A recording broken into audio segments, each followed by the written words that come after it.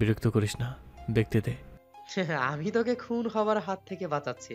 সেরাজ আর কিছু না বলে চলে গেল গাড়ির কাছে। সকলে মিলে সুমুকে প্রশ্ন করলো, এত সুন্দর শাড়ি কবে কিনলো? বাসা থেকে আসার সময় কিনে এনেছিলাম, পরিনি আগে। সুমুর মিথ্যা শুনে সেরাজ আলতো হাসলো। সকলে মিলে চলে গেল সমুদ্রের উদ্দেশ্যে। সকলে সমুদ্রের পাড়ে নেমে দাঁড়িয়েছে। সূর্যোদয় দেখবে সবাই। চারিপাশে এখনো কুয়াশার আবরণ। প্রায় 10 মিনিটের মধ্যে সূর্যের দেখা মিলল। সুমুর চোখ চিকচিক করছে, অবাক হয়ে তাকিয়ে রইল। প্রকৃতির কি অপরূপ সৌন্দর্য! সকলে মুগ্ধ নয়নে তাকিয়ে আছে। সকলে যখন সূর্যোদয় দেখতে ব্যস্ত, তখন শেহরাজ তার প্রেয়সীকে দেখতে ব্যস্ত। আস্তে আস্তে বেলা বাড়ল। সকলে সি ফুড খেলো। এখন সকলের হাতে ডাবের পানি। রাহিনরা ঠিক করেছে পানিতে নামবে। ছেলেরা এক পাশে আর মেয়েরা এক পাশে নামলো। শেহরাজ সুমুকে টেক্সট করে বারণ করেছে পানিতে নামতে। সুমু বুঝতে পারলো না সকলে নেমেছে, সুমু নামলে কি প্রবলেম। হঠাৎ সুমুর খেয়াল হলো পরনের শাড়িটা পাতলা, তাই হয়তো খান সাহেব নামতে বারণ করেছে। শারবাজ ভিডিও ক্লিপ নিচ্ছে। শেহরাজের ফোনে কল এসেছে। পকেট থেকে ফোন বের করে দেখলো স্যান্ডির কল। ফোনটা রিসিভ করতে সাইডে গেল। সুমু সুযোগ পেল। শেহরাজের দিকে তাকিয়ে বিড়বিড়িয়ে বলল, সরি খান সাহেব, আপনার কথার অবাধ্য হলাম। সমুদ্রের পাড়ে এসে পানিতে নামার লোভটা সামলাতে পারলাম না। আমি অল্প ভিজবো খান সাহেব, শাড়িটাকে সামলে নিব আমি। কথাগুলো বলে পানিতে নামলো। শেহরাজ ফোনে অফিসের ব্যাপারে কথা বলছে। হঠাৎ কারো চিৎকারে শেহরাজের ঘুরে তাকালো পানির দিকে। দুনিয়া অন্ধকার হয়ে গেল। শেহরাজের চারিপাশ শুনশান হয়ে গেল। তার চোখের সামনে তার প্রেয়সী ভেসে যাচ্ছে। মায়েশা, নাজবিন, সামিয়া, রাইফ চিৎকার করে কাঁদছে। আইয়ুবরা অলরেডি সুমুর কাছে পৌঁছানোর চেষ্টা করছে। শেহরাজের হাত থেকে ফোনটা পড়ে গেল। আর 1 মিনিটও না দাঁড়িয়ে পানিতে ঝাঁপিয়ে পড়লো। সকলকে ছাড়িয়ে এগিয়ে গেল শেহরাজ। সুমু বাঁচার জন্য অনেক চেষ্টা করছে। সুমুর সাঁতার জানা মেয়ে, তাই এখনো টিকে আছে, ডুবে যায়নি। কিন্তু শাড়ি তার হাতে পায়ে পেঁচিয়ে ধরেছে। সুমুর চোখের সামনে তার মা, বাবা, বোন, সমস্ত প্রিয় মানুষদের চেহারা ভেসে আসলো। সবশেষে তার খান সাহেবের মুখটা ভেসে আসলো। মুচকি হাসলো সুমু। তার আয়ু হয়তো এইটুকুই ছিল, কিন্তু সুমু যে বাঁচতে চায়। কিন্তু কিভাবে? আল্লাহর ডাক এসে গেছে। সুমুকে হয়তো এবার যেতে হবে। সুমুর হয়তো আর তার খান সাহেবকে দেখা হলো না, কিন্তু এখন সুমুর জীবনে কোনো আফসোস নেই। তার জীবনের সব থেকে বড় ইচ্ছা আল্লাহ পূরণ করে দিয়েছে। সে তার খান সাহেবকে সামনে থেকে দেখতে পেয়েছে। আর কি চাই সুমুর? কিছু না। এইবার সুমু শান্তিতে চোখ বন্ধ করতে পারবে। আমি আপনাকে অনেক অনেক ভালোবাসি খান সাহেব, কিন্তু কখনো বলা হলো না আপনাকে। হয়তো নিয়তি চাইনি আপনি কথাটা জানুন। শেষবারের মতো প্রিয় মা বাবার মুখটা দেখতে পারলাম না। ছোট বোনকে জড়িয়ে ধরতে পারলাম না। এত আফসোসের মধ্যে আজ সুমুর মুখে তৃপ্তির হাসি। আর কত যুদ্ধ করবে সে এইবার হাঁপিয়ে উঠছে। অস্পষ্ট চোখে দেখলো কেউ একজন পাগলের মতো অতি নিকটে এগিয়ে এসেছে সুমুর। মুখটা ভালো করে দেখার আগে চোখ বন্ধ হলো সুমুর। পানির উপরে থাকা হাত দুটো আস্তে আস্তে তলিয়ে যেতে লাগলো, ডুবে যেতে লাগলো সমুদ্রের অতলে। কথায় আছে, মারে আল্লাহ রাখেকে, তেমনি রাখে আল্লাহ মারেকে। ঘড়ির কাঁটার সময় দুপুর 2টা। মাথার উপর সূর্যের তেজটা রোজগারের থেকে আজকে একটু বেশি। চারিপাশ নীরব হয়ে গেছে। সকলে চাতক পাখির মতো নীরবে সামনে তাকিয়ে আছে। শেহরাজ সুমুকে পাজা কোলে করে নিয়ে এগিয়ে আসছে। সুমুর দুহাত আর মাথা ঝুলে আছে। শাড়িটা ভিজে গায়ের সাথে লেপ্টে গেছে, যার ফলে শরীরের প্রতিটা ভাঁজ দৃশ্যমান। সুমু চেতনা হারিয়েছে। সকলে এগিয়ে গেল ওদের দিকে। শেহরাজ তীরে বালুর উপর সুমুকে শুইয়ে দিল। নিজের শরীর থেকে জ্যাকেট খুলে সুমুর শরীর ঢেকে দিল। চারিপাশে সকলে ভিড় জমিয়েছে ওদের দুজনকে দেখতে। নাজমিন আর সামিয়া এখনো কেঁদেই যাচ্ছে। শেহরাজ ওদের দুজনকে কাঁদতে দেখে কিছুই বলল না। সেও তো আপন মানুষকে হারিয়ে ফেলার ভয় কিছুক্ষণ আগে ভালো করে টের পেয়েছে। সুমুর হাত পা অস্বাভাবিক মাত্রায় ঠান্ডা হয়ে গেছে। ফর্সা মুখ ঠান্ডায় ফ্যাকাশে হয়ে গেছে। সামিয়া আর নাজমিন কাছে সুমুর হাত পা ডলে গরম করার চেষ্টা করছে। শেহরাজের ব্যক্তিত্ব বলছে তার কথা অমান্য করার জন্য এক্ষুনি অচেতন অবস্থায় সুমুকে তুলে এক আছাড় মারতে। আর প্রেমিক সত্তা বলছে বুকের সাথে জড়িয়ে নিয়ে আদর করে দিতে। শেহরাজের প্রেমিক সত্তা আর ব্যক্তিত্বের মাঝে বিদ্রোহ শুরু হয়েছে। শেহরাজ মনে মনে বলল, যে ব্যক্তিত্ব শেহরাজ খানের কলিজাকে আঘাত করতে বলে, সেই ব্যক্তিত্ব শেহরাজ খানের কোনো প্রয়োজন নেই। আজ শেহরাজের প্রেমিক সত্তার কাছে তার ব্যক্তিত্ব হেরে গেল। ভাবনা থেকে বেরিয়ে শেহরাজ সুমুর নিঃশ্বাস আর পালস রেট চেক করলো। সুমু অচেতন হয়ে আছে, পানি খেয়েছে প্রচুর। শেহরাজ সুমুর মাথাটা কাত করে দিয়ে বলল, ওর পেট থেকে পানি বের করতে হবে। নাজিম, তুমি ওর পেটে চাপ দাও। শেহরাজের আদেশ পেয়ে নাজমুন সুমুর পেটে চাপ দিল। গলগল করে পানি বের হলো সুমুর পেট থেকে, কিন্তু চেতনা ফিরল না। শেহরাজ সুমুর মুখের দিকে তাকিয়ে আবারও বলল, ওকে সিপিআর দিতে হবে। সামিয়া, তুমি ওর বুকের মাঝখানে এক হাতের উপর আর এক হাতে রেখে 30 বার চাপ দাও। সামিয়া শেহরাজের কথা মতো কাজ করলো। শেহরাজ আবারও বলল, আর একটা কাজ করতে হবে তোমাকে, সুমুর মাউথ টু মাউথ রেসপিরেশন দিতে হবে। কথাটা শুনে শেহরাজের বন্ধুরা ছাড়া সকলে অস্বস্তিতে পড়ে গেল। সামিয়াকে রেসপিরেশন না দিতে দেখে শেহরাজ একটু ধমকে বলল। কি হলো, দাও। সামিয়া আমতা আমতা করে বলল। কিন্তু ভাইয়া। শেহরাজ সামিয়ার দিকে ভ্রু কুঁচকে তাকিয়ে বলল, কিন্তু কি? সামিয়া মাথা নিচু করে বসে রইল। শেহরাজ একে একে সবার দিকে তাকালো, সবারই একই অবস্থা। কথাটা শুনে মনে হচ্ছে সকলে খুব লজ্জা পেয়েছে, শুধু তার ফ্রেন্ডগুলো ছাড়া। শেহরাজের খুব রাগ হলো, রাগে ধমকের স্বরে বলল, get out of my Singhat. সকলে ধমকে কেঁপে উঠল, কিন্তু কেউ সরে গেল না। শেহরাজ আবারও গর্জে উঠে বলল, কি হলো, কথা কেন জানি কারো? আমি বলেছি আমার চোখের সামনে থেকে সকলে দূর হও। এবার সকলে ভয়ে কিছুটা পিছিয়ে গিয়ে দাঁড়ালো। শেহরাজ সকলের উদ্দেশ্যে বলল, একজন মানুষের জীবন বাঁচাতে গিয়ে যাদের লজ্জার কথা ভাবতে হয়, অস্তিত্বে পড়তে হয়, বারবার এটা ভাবতে হয় যে কাজটা আমি করব কি না, সেসব মানুষদের শেহরাজ খান নিজের চোখের সামনে দেখতে চায় না। সরি সুইটহার্ট, এভাবে আমি তোমাকে ছুঁতে চাইনি। আমি চেয়েছিলাম তোমাকে পুরোপুরি আমার নামে লিখে নিয়ে তারপর তোমাকে স্পর্শ করতে। চেতনা ফেরার পর তুমি সবটা জানতে পারলে হয়তো তুমি অস্বস্তিতে পড়বে। আমি তোমাকে অস্বস্তিতে ফেলতে চাইনি, কিন্তু এখন আমার কাছে তোমার জীবনটা চাইতে মূল্যবান আর কোনো কিছুই নেই। I am sorry sweetheart. কথাগুলো মনে মনে আউড়িয়ে শেহরাজ ঝুঁকে সুমুর ওষ্ঠের সাথে তার ওষ্ঠ আলতো করে ছুঁয়ে রেসপিরেশন দিল। উপস্থিত সকলে হতভম্ব হয়ে তাকিয়ে আছে, শুধু শেহরাজের বন্ধুগুলো নর্মালি নিল ব্যাপারটা। ইফতিয়ার, আয়সা, লামিয়া অবাক হয়ে তাকিয়ে আছে, রাগে ওদের গা জ্বলছে।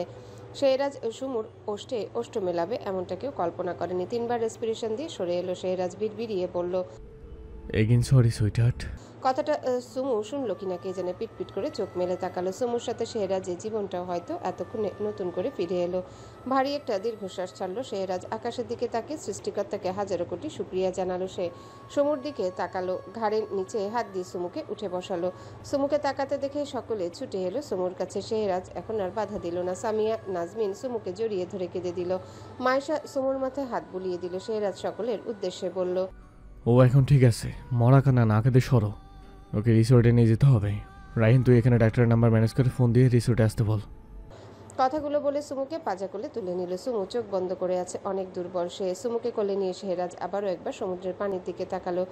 নিজের সব থেকে পছন্দের জিনিস সমুদ্র। মনে মনে সমুদ্রকে তার সমুর জন্য অভিশপ্ত ঘোষণা করলো। সমুদ্র থেকে চোখ সরিয়ে আইয়ুবদের বলল, সবাইকে নিয়ে রিসোর্টে পৌঁছা, আমি সুমুকে নিয়ে যাচ্ছি। প্রায় 10 মিনিটের মধ্যে রিসোর্টে পৌঁছে গেল সবাই। শেহরাজ সুমুকে নিয়ে সুমুদের রুমে শুইয়ে দিল। মাইশারা সকলে উপস্থিত হয়েছে রুমে। শেহরাজ মাইশাকে বলল, তুমি কি ওকে শাড়ি চেঞ্জ করে দিতে পারবে, নাকি তাতে তোমাদের অস্বস্তি হবে? মাইশা অপরাধীর ন্যায় তাকালো শেহরাজের দিকে। মনে মনে খুব অনুতপ্ত সে। সামিয়া, নাজমিন অনুতপ্ত হয়ে মাথা নিচু করে রাখলো। মাইশা বলল, আমি এক্ষুনি দিচ্ছি ভাইয়া। ওকে চেঞ্জ করে দিয়ে তোমরাও চেঞ্জ করে নাও। মাইশা সম্মতির সাথে মাথা নাড়িয়ে বলল। আচ্ছা ভাইয়া। শেহরাজ রুম থেকে বেরিয়ে চলে গেল। মাইশাকে সামিয়া আর নাজমিন মিলে হেল্প করলো। শেহরাজ রাহিনদের কাছে গেল, 2 হাত পকেটে গুজে দাঁড়িয়ে রাহিনকে বলল, ডক্টর কত দূর? এই তো চলে এসেছে। তুই এই ভিজে অবস্থায় দাঁড়িয়ে থাকিস না, চেঞ্জ করে নে। ডাক্তার আস্তে আস্তে সকলে চেঞ্জ করে নেওয়া উচিত। শেহরাজ কথাগুলো শুনলো, তবে কিছু বলল না। শারবাজকে বলল, তোর ক্যামেরা কই? শেহরাজের কোনো বন্ধুই বুঝলো না এমন সিচুয়েশনে শেহরাজ ক্যামেরা কেন খুঁজছে। আইয়ুব বলল, সুমুর এই অবস্থা আর তুই শুট করার কথা ভাবছিস? নিহাল আইয়ুবের কাঁধে চাপড় মেরে বলল, সৃষ্টিকর্তা তোর মাথাটা ঠিক কোন কাজের জন্য দিয়েছে বলতো? কবে কাজে লাগবে তোর এই গভীর মাথাটা?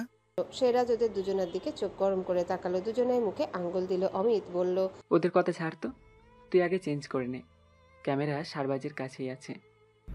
আজ সমুদ্রের প্রতিটা ফুটেজ চাই আমার সারবাস। আমি ফুটেজ চেক করার আগে ক্যামেরা কোনো ফুটেজ হাত লাগবে না। কথাগুলো বলে হনহনিয়ে চলে গেল। সকলে অবাক হয়ে তাকিয়ে শেহরাজের যাওয়ার দিকে। কারো মাথায় ঢুকলো না ক্যামেরার ব্যাপারটা। আরবাজ সকলের ভাবুক মুখের দিকে একবার তাকিয়ে বলল, এত ভেবো না তোমরা। ভাইয়া যখন বলেছে তখন নিশ্চয়ই কোনো কারণ আছে। সকালে চলো চেঞ্জ করে নিই। ডাক্তার এসেছে 10 মিনিট হলো। তিনি সুমুর চেক আপ করে বললেন, অল্পের জন্য বেঁচে গেছে, আপাতত ভয় নেই, তবে রাতে জ্বর আসতে পারে। আমি কিছু মেডিসিন লিখে দিচ্ছি, সেগুলো মনে রাখবেন। জ্বর আসলে খাইয়ে দেবেন। শেহরাজের উদ্দেশ্যে বলল, মিস্টার খান, জ্বরের টেম্পারেচার অতিরিক্ত বেশি হলে কি করণীয় আপনি তো জানেন। Yes doctor. তাহলে সেই পদ্ধতি ট্রাই করবেন। আর মিস্টার খান, এখানে আসতে আসতে আমি সবটা শুনেছি। আপনার জন্য আজ এই মেয়েটা বেঁচে গেল। আমি তো জাস্ট হালকা একটু চেক আপ করে গেলাম। মূল কাজগুলো আপনি করেছেন, আমাদের সমাজ। কথাটা শেষ করতে পারলো না ডাক্তার। একটা মানুষের জীবন বাঁচাতে গিয়ে যদি আমাকে সমাজের কথা ভাবতে হয়, তাহলে I hurt this fucking society. ওর জন্য জান করবেন ডক্টর। ও যে আমার গীতা তা আপনি বুঝবেন না। ডাক্তার মুচকি এসে প্রেসক্রিপশন বাড়িয়ে দিয়ে বলল, এই মেডিসিনগুলো নিয়ে আসুন। ওনাকে কিছু খাইয়ে মেডিসিনগুলো খাইয়ে দেবেন। আজ আমি উঠি, বেশি বাড়াবাড়ি হলে আমাকে ইনফর্ম করবেন। কথাগুলো বলে উঠে দাঁড়ালো ডাক্তার। প্রেসক্রিপশনটা রাহিন হাতে নিয়ে বলল, চলুন আপনাকে আমি ছেড়ে দিয়ে আসি। শেহরাজের উদ্দেশ্যে বলল, শেহরাজ, আমি মেডিসিনগুলো নিয়ে আসছি। কথাটা বলে রাখি অমিতার ডাক্তার চলে গেল। শেহরাজ মাইশাদের উদ্দেশ্যে বলল, ওর খেয়াল রেখো।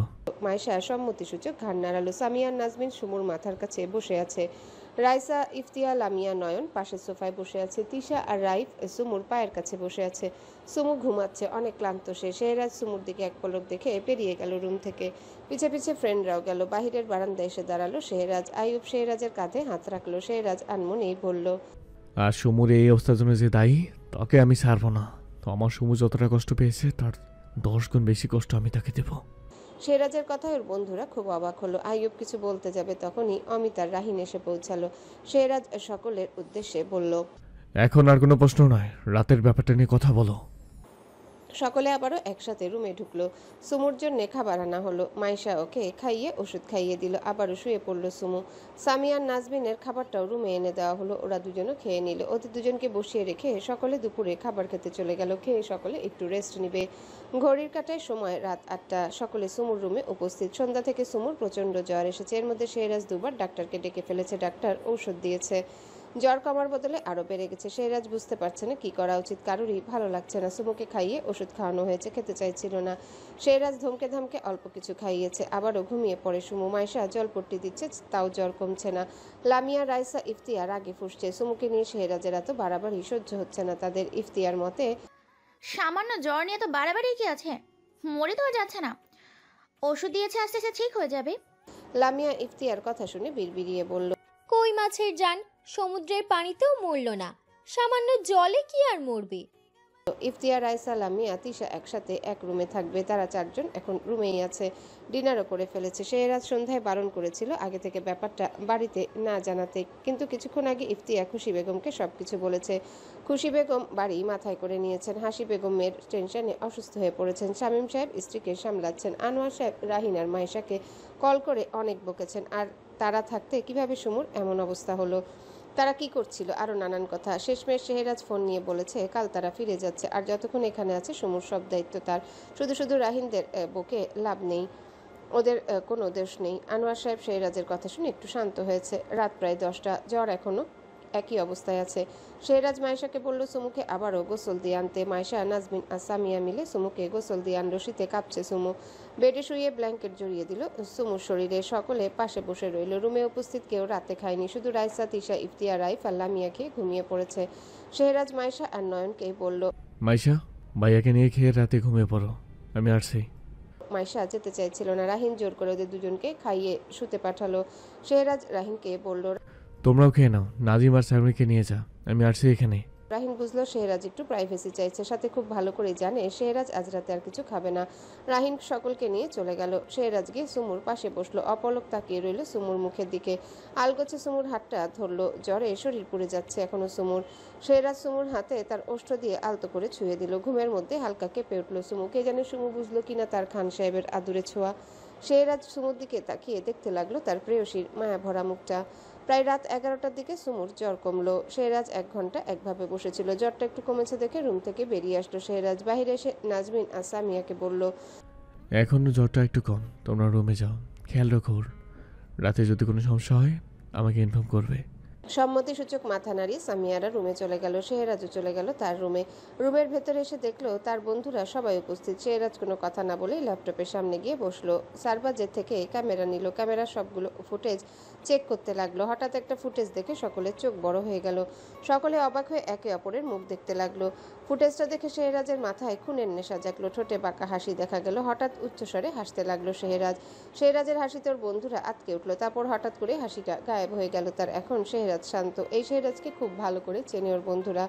ঝড়ের আগে যেমন চারপাশ নীরব শান্ত হয়ে যায়, ঠিক তেমনই শেহরাজ এখন শান্ত।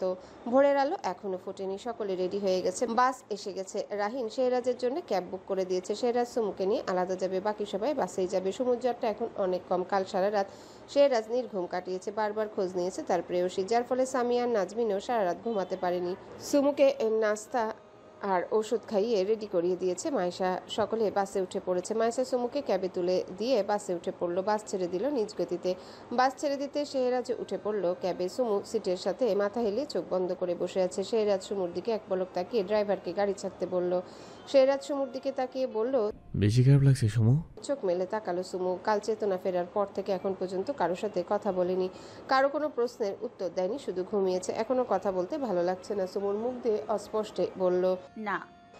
শেহরাজ ভারী নিঃশ্বাস ছাড়লো, যেন এমন একটা উত্তরই সে আশা করেছিল। মেয়েটার হাজারো কষ্ট হলেও মুখ ফুটে কিছু বলবে না সে। এই জিনিসটা শেহরাজ এই কয়েকদিনে খুব ভালো করে বুঝে গেছে। নিজেকে শক্ত প্রমাণ করতে গিয়ে খুব বেশি ক্ষতি করে ফেলে মেয়েটা নিজের। শেহরাজ আর কিছুই বলল না, চুপচাপ বসে ফোনে স্ক্রল করতে লাগলো। বাড়িতে ফিরে স্যান্ডিকে কল করবে ভাবলো। কাল এত কিছুর মাঝে কথা বলতে পারিনি। বাড়ি ফিরতে ফিরতে রাত 11টা বাজলো শেহরাজদের। পুরোটা রাস্তা শেহরাজ সুমুর খেয়াল রেখেছে। ডাক্তার বলেছে সুমুর দুর্বলতা কাটানোর জন্য সুমুকে ভালো স্বাস্থ্যকর খাবার খাওয়াতে। শেহরাজ সুমুকে টাইমলি ভালো রেস্টুরেন্টে নিয়ে গিয়ে স্বাস্থ্যকর খাবার খাইয়ে ওষুধ খাইয়েছে। সারাটা রাস্তা শুধু স্বাস্থ্যকর খাবার খাইয়েছে। খেয়ে খেয়ে বমিও করেছে সুমু অনেকবার, তারপর আবারও খাইয়েছে। সুমুর ভাষ্যমতে এটাকে যত্ন করা না, খাইয়ে খাইয়ে অত্যাচার করা বলে। ঘুম পেলে তার মাথার জায়গা হচ্ছে শেহরাজের ঘাড়ে। যখনই ঘুম ভেঙেছে চোখ খুলে দেখেছে তার শরীর শেহরাজের শরীরের সাথে লেপ্টে আছে। সাথে সাথেই সুমু সরে গিয়েছে। রাহিনরা অনেক আগেই পৌঁছে গেছে। সকলে ড্রয়িং রুমে উপস্থিত। হাসি বেগম শামীম সাহেব মেয়ের কাছে বসে আছে। এখন সুমু অনেকটাই ফিট। শেহরাজ এসে সবাইকে সবটা বলেছে। মিনা বেগম আর খুশি বেগম সকলকে খেতে দিলেন। সকলে হালকা খেয়ে রুমে চলে গেল। পুরো বাড়ির লাইট অফ হয়ে গেছে। দূর থেকে ভেসে আসছে কুকুরের ডাক। হাসি বেগম আজ সুমুর সাথে শুয়েছে। বাড়ির সকলে ঘুমে বেভোর। ওমান বুড়ামি শহর, সময় রাত 10টা। স্যান্ডি বারবার ঘড়ির দিকে তাকাচ্ছে। সে পড়েছে মহাবিপদে। তার স্যার তাকে 1 ঘন্টা আগে কল দিয়ে বলেছে বাংলাদেশের একজন মাফিয়াকে হায়ার করতে। স্যান্ডি বুঝতে পারল না একটা সাধারণ মেয়েকে মাত্র একটা রাতের জন্য বাসার সামনে থেকে তুলে নিতে মাফিয়া লাগবে কেন। বাংলাদেশে এখন সময় 12টা। স্যান্ডি বেশ কয়েকটা মাফিয়ার নাম্বার জোগাড় করে ফেলেছে। একজনের সাথে কল করে কথা বলে টাকা অ্যাডভান্স করে দিল।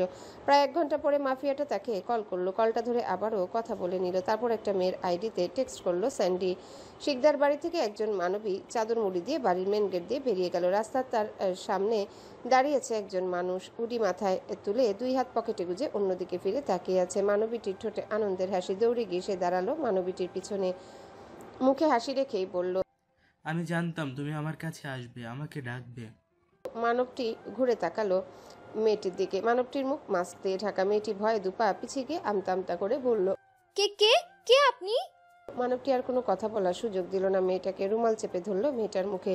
মুহূর্তে মেয়েটা চেতনা হারালো। মানবটি মেয়েটিকে গাড়িতে করে নিয়ে চলে গেল। মানবটি পকেট থেকে ফোন বের করে কাঙ্ক্ষিত জায়গায় লোকেশন টেক্সট করে দিল।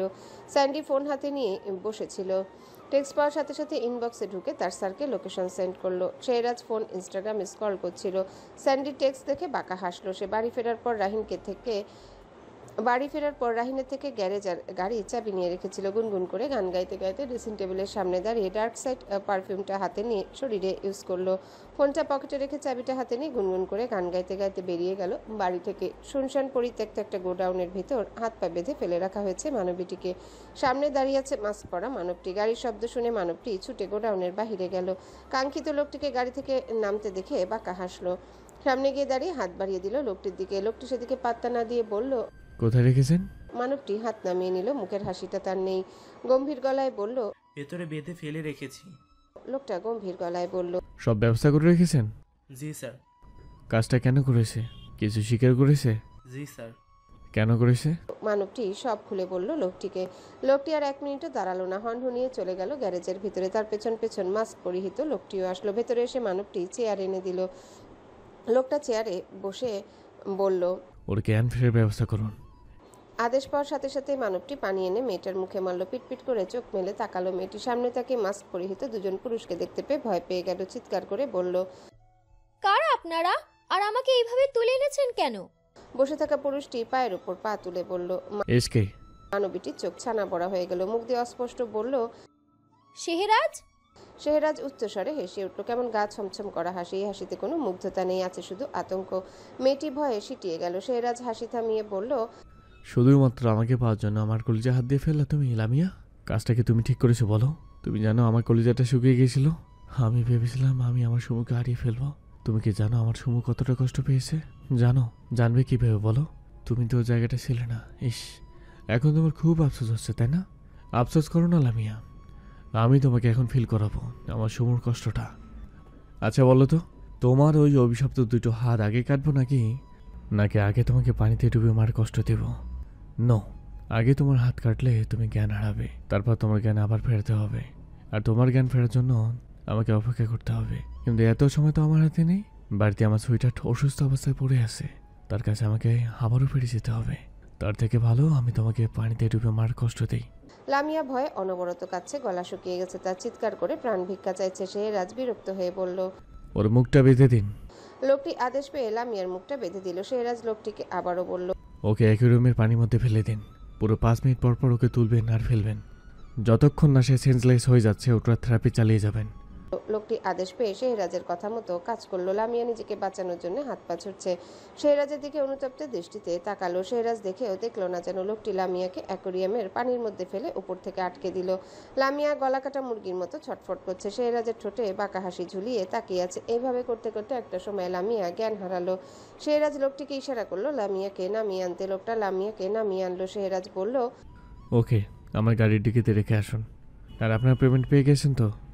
লোকটি হেসে বলল, জি স্যার, আর কখনো প্রয়োজন পড়লে ডাকবেন, এই মহাশয় হাজির হয়ে যাবে। শেহরাজ গম্ভীর স্বরে বলল, প্রয়োজন পড়লে অবশ্যই ডাকবো, তবে আজকের পর আমি আপনাকে চিনি না, আপনি আমাকে চিনেন না। লোকটি সম্মতিসূচক মাথা নাড়িয়ে লামিয়াকে গাড়ির ডিকিতে তুলে দিয়ে চলে গেল। শেহরাজ গাড়িতে উঠে গাড়ি স্টার্ট দিল। বাড়িতে পৌঁছে পকেট থেকে ফোন বের করে কোথাও একটা টেক্সট করলো। মিনিট 5 মধ্যে দুজন মানবী আসলো। শেহরাজ ওদের ইশারা করলো। মানবী দুটি লামিয়াকে ডিকি থেকে নামিয়ে খুব সাবধানে বাড়ির ভেতর নিয়ে গেল। গেস্ট রুমে নিয়ে গিয়ে লামিয়ার ভেজা পোশাক চেঞ্জ করে দিয়ে চলে গেল। হ্যালো বন্ধুরা, পরবর্তী পার্ট খুব তাড়াতাড়ি আসবে, তো সবাই অপেক্ষায় থাকো। আর চ্যানেলটি যারা এখনো সাবস্ক্রাইব করোনি তারা পরবর্তী পার্ট দেখার জন্য চ্যানেলটি সাবস্ক্রাইব করে রেখো। ধন্যবাদ সবাইকে, আমাদের সাথেই থেকো।